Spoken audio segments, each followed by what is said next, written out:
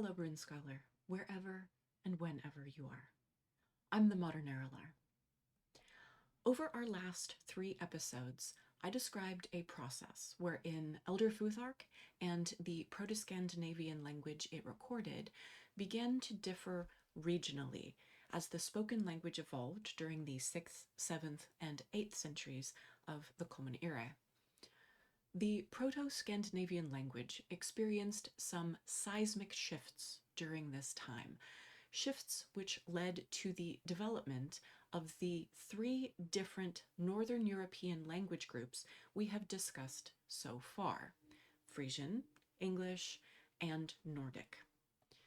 Krister Vasshus has connected the shifts from Proto-Scandinavian into the Old Norse language to the calamitous years around 540, characterized by volcanic eruptions that disrupted climatic conditions enough to devastate agriculture during a 4-year period, culminating in the Justinian plague.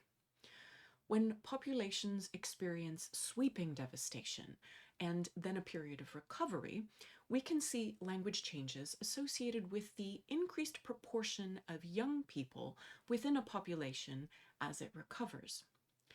I'd like to be clear that Old Norse as a term is a construct. Proto-Scandinavian split into different dialects, which later developed into independent languages.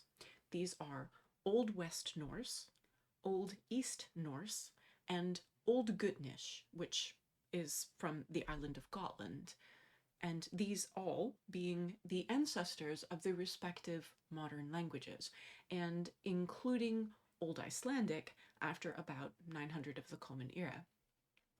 I'll use the term Old Norse here, though, because it's such a widespread term. So how did this evolution of Proto-Scandinavian play out beyond England and the Low Countries? 2 very different runic traditions emerged during this period, based on philosophically different models. Frisian and Anglo-Saxon runes, which I covered in episodes 5 and 6, took a perfect fit approach, adapting to new sounds in the spoken language by shifting the sounds made by specific runes and creating new, more complex shapes to account for non-default sounds in both runic Frisian and Old English.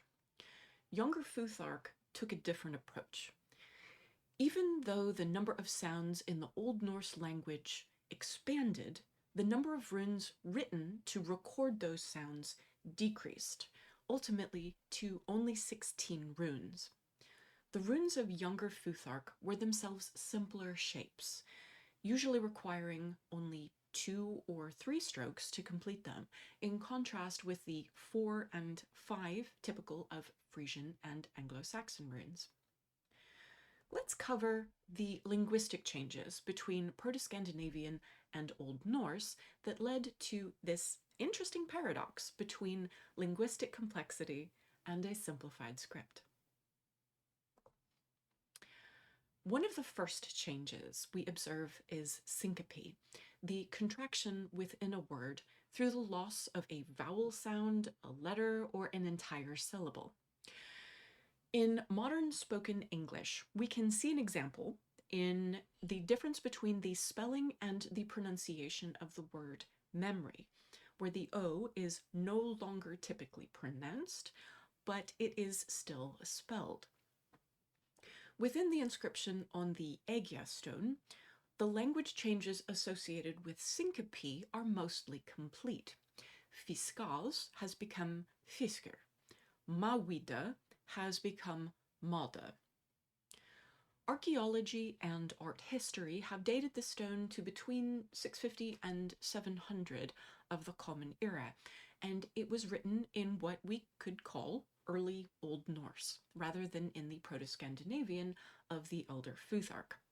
This means that there are overall fewer syllables in Old Norse and the words that are spoken in Old Norse than we observe in Proto-Scandinavian, even if the syllables that make up those words are more differentiated from each other.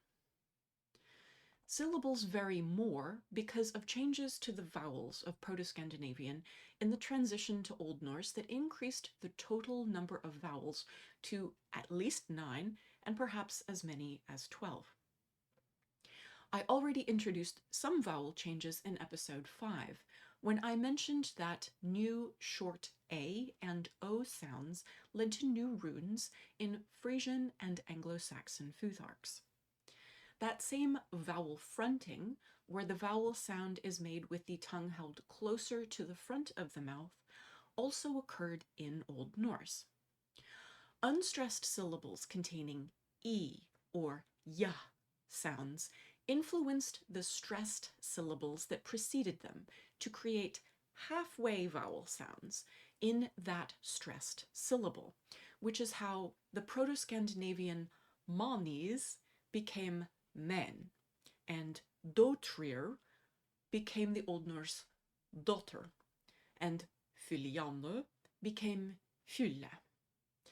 This way we develop a, and I vowels in Old Norse and end up with on, a, e, o, u, wo, and y. However, these 12 sounds are written with only 4 runes. So, for example, I was disappears and is replaced by is. It's the same 1:3 proportion of vowels to consonants as appears in Elder Futhark, and this shouldn't be a huge logical leap for modern English speakers anyway, since 5 letters communicate 7 short and 5 long vowel sounds. Why just these 4? Terje Spurkland emphasizes that this may be because these runes represented the only vowels that appear in Old Norse as inflectional endings, the grammatical indicators that differentiate verbs, adjectives, nouns, and pronouns, indicating tense, number, gender, and case of the word.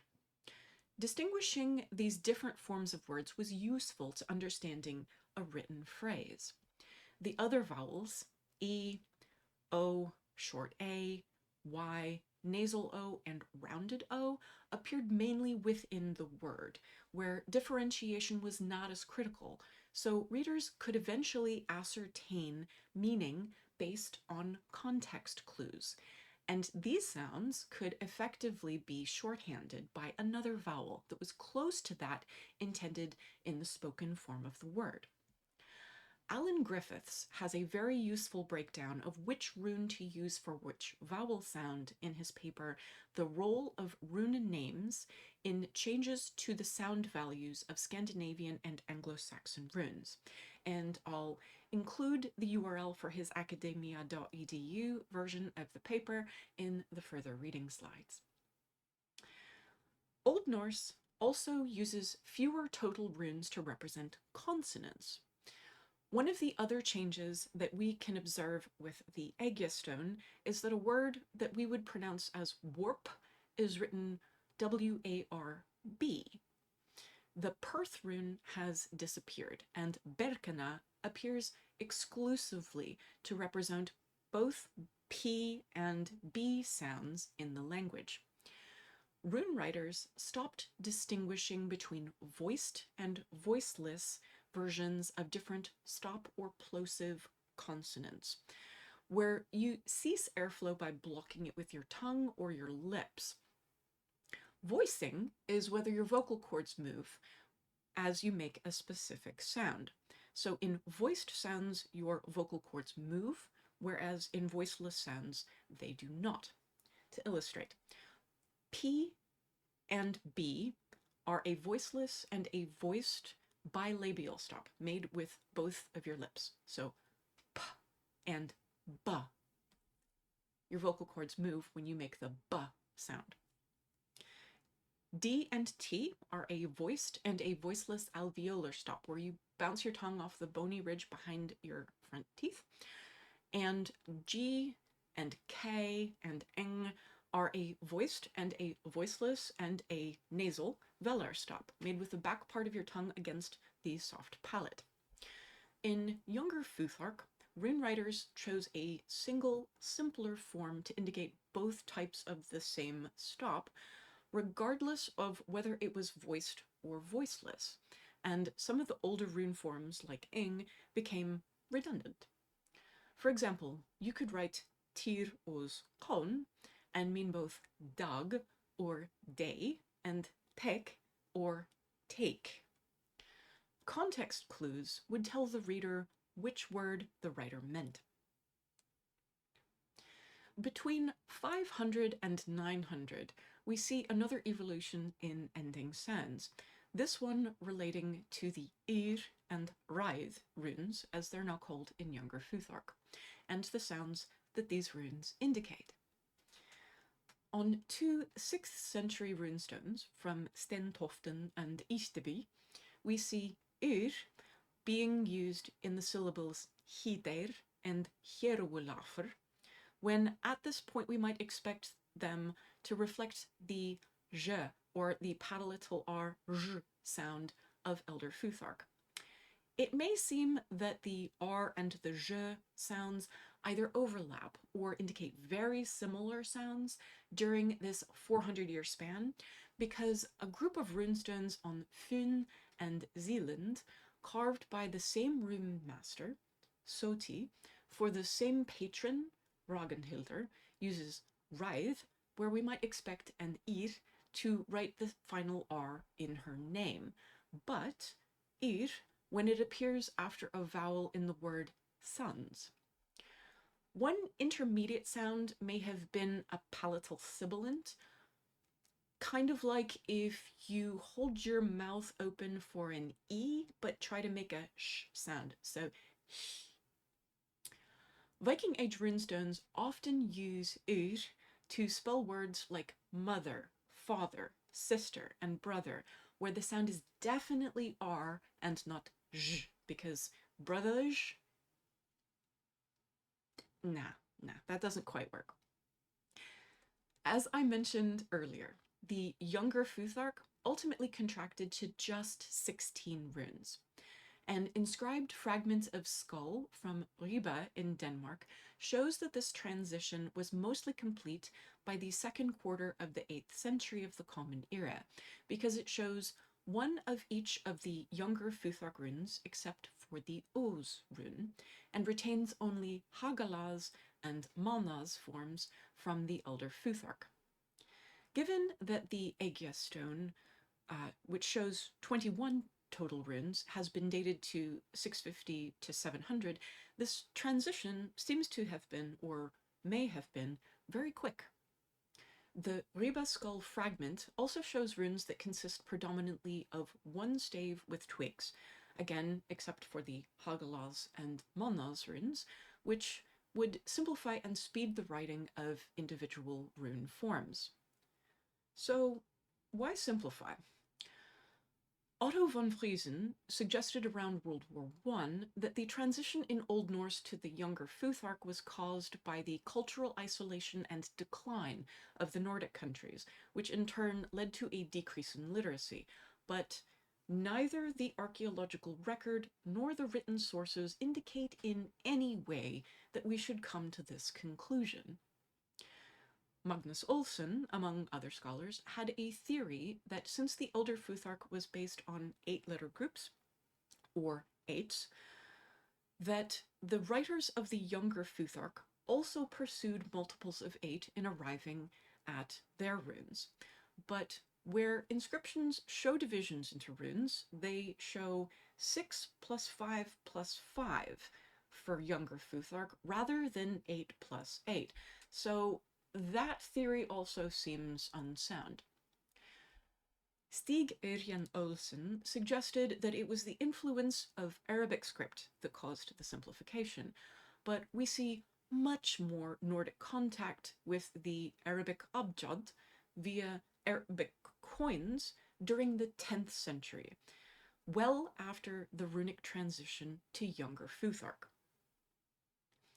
Ludwig Wimmer was the first to suggest a nexus of the linguistic changes affecting the older names of the runes, and this was emphasized by Aslak Listøl.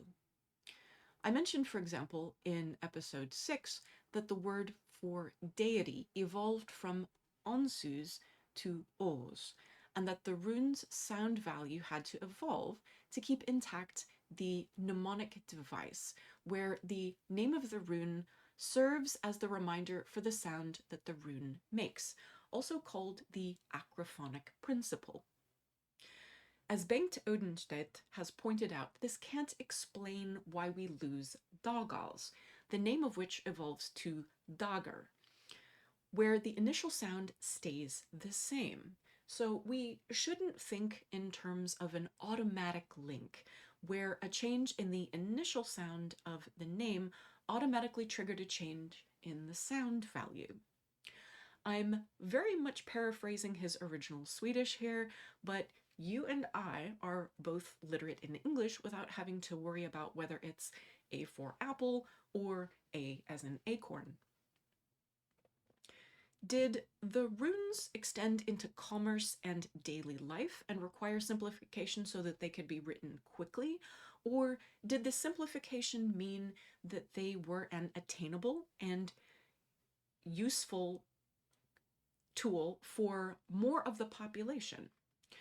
Rune scholars have not yet found a clear answer as of the time of recording, but Scandinavian Younger Futhark, as demonstrated by runic inscriptions on public monuments like runestones, became a widespread medium of communication, indicating large-scale literacy during the Viking Age. What did those runes actually look like? Well, it depended. The Younger Futhark depends very much on where and when you're writing, as difference between dialects become greater over time between Old West Norse, Old East Norse, and Old Gutnish. We'll start with Danish variations of the Younger Futhark in our next episode. Thank you for reading the runes with me, the Modern Erilar.